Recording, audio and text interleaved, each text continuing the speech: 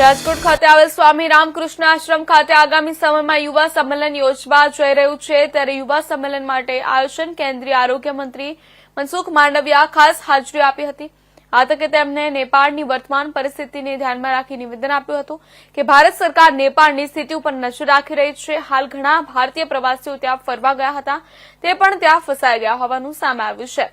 આથી ભારતીય મુસાફરોની મદદ માટે જે જરૂરી કાર્યવાહી કરવી પડશે તે ભારત કરશે અને ભારત સરકારનું વિદેશ મંત્રાલય પણ સતત તેઓના સંપર્કમાં છે અને જે કંઈ મદદની જરૂર પડશે તે ભારત સરકાર દ્વારા પૂરી પાડવામાં આવશે।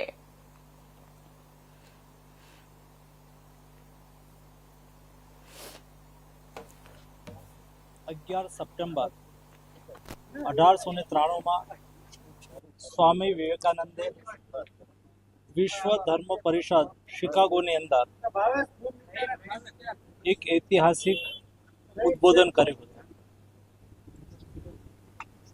સ્વામી વિવેકાનંદે દેશ અને દુનિયાની અંદર બંધુત્વનો સંદેશ આપ્યો હતો। હિન્દુ શાશ્વત સંસ્કૃતિ વિશે દુનિયાને માહિતગાર કરી હતી। એ દિવસ વિશ્વ બંધુત્વ દિવસના રૂપમાં મનાવવામાં આવે છે। રામકૃષ્ણ મિશન સંસ્થા આ દિવસને સમગ્ર દેશ અને દુનિયાની અંદર ઉજવી રહી છે।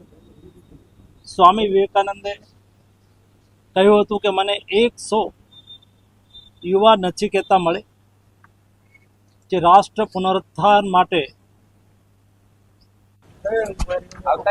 આવકારી બૂમ સાથે પછી એને સંદેશ આવશે આવતાર્યા પછી